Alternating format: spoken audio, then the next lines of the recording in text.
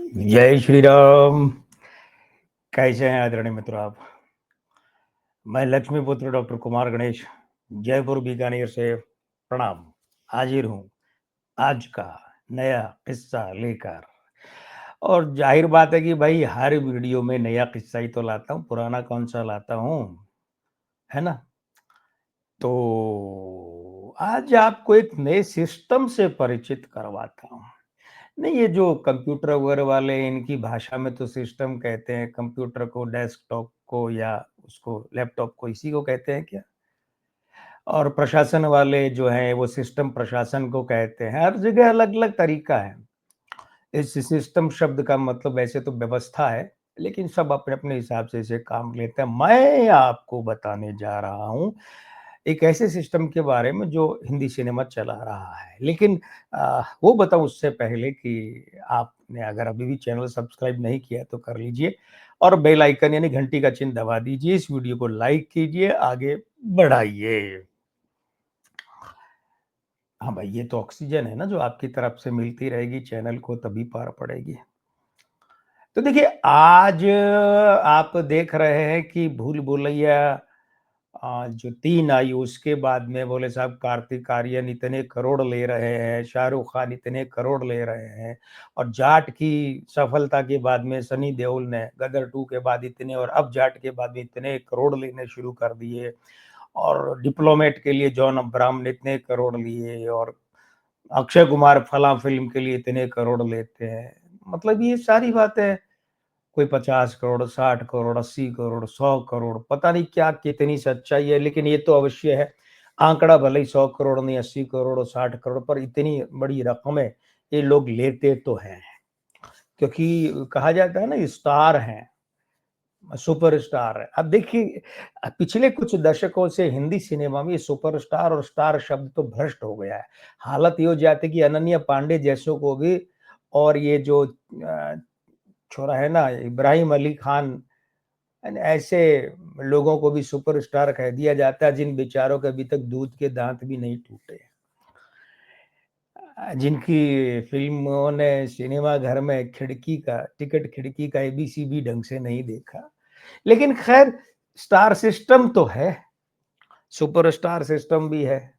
तो ये जो स्टार सिस्टम है ना, अब क्या लामलेट है। अभी फिल्म देखी, कल फिल्म देखी jewel thief, the heist begins, नई वाली, सैफ अली खान और जयदीप अहलावत वाली, जिसमें वो कौन दत्ता वो भी है, कुणाल कपूर भी है, नाम भूल रहे हैं, शायद नम्रता दत्ता या ऐसा करके कुछ नाम है वो नायिका भी। अब वो क्या बताए, क्या देखा कि स्टार सिस्टम ऐसे लग रहा है, पूरी फिल्म जो है ना कलाकारों के भरोसे छोड़ दी है कि आप कर लो जो करना है। डायरेक्टर ने कि हमें तो रिकॉर्डिंग करनी है, शूटिंग करनी है कैमरे में बस। तो ऐसी फिल्में रही है कि जब निर्माता निर्देशकों ने स्टार के सामने हथियार डाल दिए या स्टार के हिसाब से कहानी बदल देते थे। स्टार की मर्जी हुई तो डायलॉग बदल दिए। दिलीप कुमार ने तो बहुत करवाया, बहुत बर्बाद किया प्रोड्यूसरों को। दिलीप कुमार ने अपने स्टार सिस्टम को लेकर उन्होंने तो फिल्मों में चलते में पता नहीं क्या-क्या तब्दीलियां करवा दी और वे फिल्में पिटने की एक लंबी लाइन लग गई थी। देवानंद और राज कपूर के मुकाबले सबसे ज्यादा फ्लॉप फिल्में अगर दी तो दिलीप कुमार ने दी। लेकिन क्या आपको पता है ये स्टार सिस्टम कब शुरू हुआ? हिंदी सिनेमा की ही बात कर रहा हूं मैं, बाकी सिनेमा भी इसके पैरेलल ही चला, सभी जगह सिस्टम यही था। लेकिन मैं अपनी बात हिंदी सिनेमा तक सीमित रखूंगा। हिंदी सिनेमा में हुआ क्या कि बहुत बड़ा परिवर्तन तो दूसरे विश्व युद्ध के बाद आया। दूसरा विश्व युद्ध जब खत्म हुआ 1945 में, 45 में हुआ था क्या, 39 से 45 6 साल चला था। तो दूसरे विश्व युद्ध के दौरान क्या हुआ कि अनाज की और खाने की दूसरी चीजों की और धातुओं की क्या हुई कि कमी हो गई बाजार, और कई लोगों ने काला बाजारी की, हजारों लाखों व्यापारियों ने। तो उन्होंने खूब काला धन कमाया उस काला बाजारी से। युद्ध जो महायुद्ध हुआ उसमें जो भुखमरी पैदा हुई उससे उन्होंने खूब पैसा कमाया। अब वो काला धन था, तो कहाँ लगाते?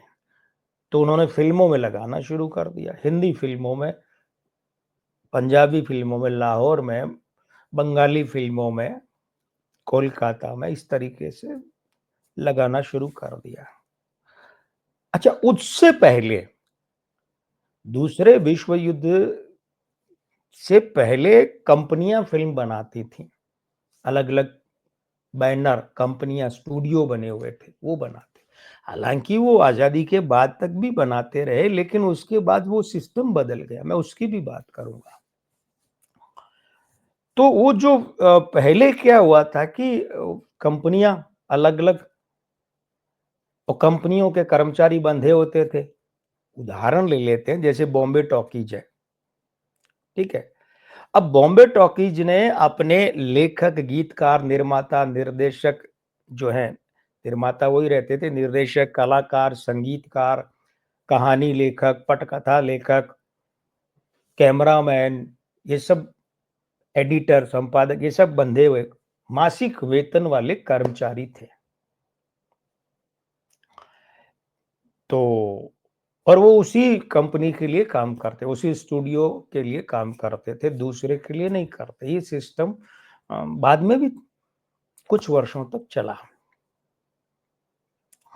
लेकिन वो, जैसे मैंने कहा ना कि दूसरे महायुद्ध के, विश्व युद्ध के बाद में फिर वो काला पैसा आया, तो अब वो लगाना शुरू किया, तो इस सिलसिले में चमनलाल त्रिवेदी पहला आदमी था। मैं बात कर रहा हूँ 45 के लगभग, 45, 46, 47, ये इस समय की बात कर रहा हूँ, ठीक है ना? अब ध्यान दीजिएगा, आप जो रकम, जो पैसे, रुपए मैं बोलूँगा अभी, वो ध्यान रखिएगा उस समय उसका क्या मोल था। तो चमनलाल त्रिवेदी जो है, ये वो पहला आदमी था जिसने स्टूडियो के बाहर, कंपनी के बाहर, बैनर के बाहर कलाकारों को साइन करना शुरू किया। अब वो कलाकार क्यों साइन करेंगे? क्यों? भाई वो तो पहले से उस कंपनी या स्टूडियो के साथ एग्रीमेंट में बंधे हुए हैं, अनुबंध किया हुआ है। चमनलाल त्रिवेदी ने क्या किया कि उस समय उस एक-एक कलाकार को, किसी को 30,000 रुपए, किसी को 35, 40, 50, 55, 58, 60,000 रुपए तक में एग्रीमेंट किया। सोचिए, आज भी अगर किसी को 60,000 रुपए महीने की तनख्वाह मिलती है तो उसका घर चल जाता है। घर, और मैं बात कर रहा हूं 80 साल पहले, 30,000 से लेकर 60,000 रुपया एक एक कलाकार को चिमनलाल त्रिवेदी ने देना शुरू किया। यहां से उस आदमी ने क्या किया, और फिर क्या हुआ, उनमें कौन थे? चंद्रमोहन, मोतीलाल कहते थे मेरा राजकुमार, मेरा राजा बाबू, चंद्रमोहन, प्रेम अदीब, शांता आप्टे, ये उस समय के बड़े कलाकार थे साहब, बहुत बड़े कलाकार। इन लोगों को 30,000 से लेकर 60,000 रुपया तक उसने देना शुरू किया, और कलाकारों ने भी पूरा लाभ उठाया। चाहे शांता आप्टे हो, कि प्रेम अदीब हो, कि चंद्रमोहन, इन्होंने भी खूब पैसा कमाया। मौका था तो फ्रीलांस काम करना, स्वतंत्र रूप से काम करना, मतलब स्टूडियो, कंपनी या बैनर से मुक्त होकर काम करना, ये वहां बीज पड़े। तो पहला आदमी कौन था? चिमनलाल त्रिवेदी। अब उसके बाद में तो आप जानते हैं कि जैसे Ranjit Movietone, Ranjit studio, Bombay talkies, Prabhat, है? राजकमल कला मंदिर, प्रभास, ये खूब बने ना।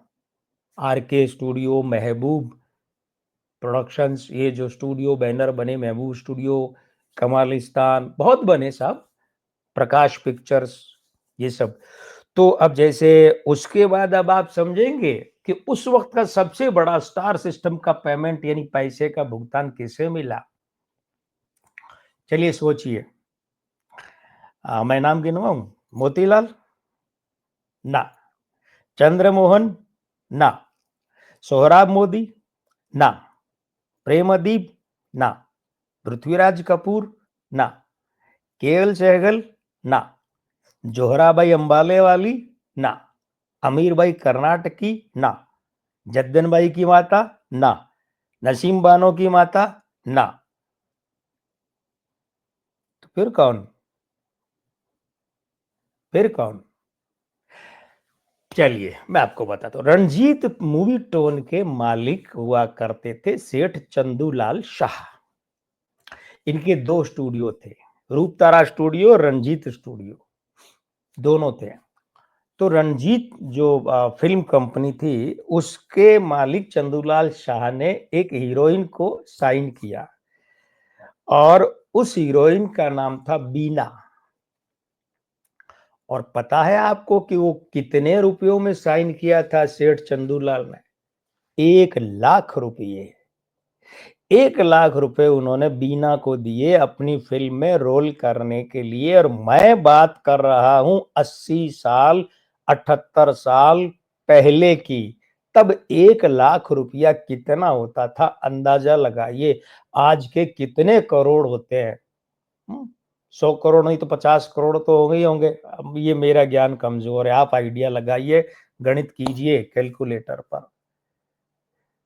तो बीना थी वो पहली सुपरस्टार, स्टार सिस्टम का पहली स्टार बीना थी, जिन्हें चंदूलाल शाह ने 1 लाख रुपए में साइन किया था। और यहां से शुरू हुआ हिंदी फिल्मों में स्टार सिस्टम। और पहली स्टार कौन? अभिनेत्री बीना। और वो स्टार सिस्टम आगे बढ़ता गया, धीमे धीमे स्टूडियो खत्म होते गए, प्रोडक्शन हाउस जरूर रह गए क्योंकि निर्माता का कोई न कोई बैनर तो होता है। कंपनियां वैसे खत्म हो गई, कैसे कि कंपनी में बंद करके कर्मचारी काम करते। बाद में बी आर चोपड़ा ने एक बार सोचा था कि मेरे लोग मेरे ही काम करेंगे, मेरे गायक गीतकार संगीतकार अलाना फलाना ठिकाना कोई नहीं। उस चक्कर में उनका रफी साहब से भी संबंध हमेशा के लिए खराब हो गया था। तो कुल मिलाकर ये सारी बात। तो अब आपको पता चल गया होगा कि आज जिस स्टार सिस्टम की बातें हो रही हैं, किसी को भी साइन कर लो स्टार को, एक-एक फ़िल्म में 6-6 संगीतकार, पता नहीं कितने गीतकार भरे पड़े हैं। तो ये सारा जो स्टार सिस्टम है कैसे शुरू हुआ ये आपको बताया मैंने। लेकिन अब आपको एक काम करना पड़ेगा, अगर अभी भी चैनल सब्सक्राइब नहीं किया है तो तुरंत कर लीजिए, इस वीडियो को लाइक कीजिए, आगे बढ़ाइए, पसंद करवाइए, वायरल कीजिए ताकि इस चैनल को आपका आशीर्वाद मिल सके। मैं लक्ष्मीपुत्र डॉक्टर कुमार गणेश अब आपसे विदा लेता हूँ, ये वादा करते हुए कि अगले वीडियो में अगला किस्सा लेकर फिर हाजिर होऊँगा। जय श्री राम, प्रणाम।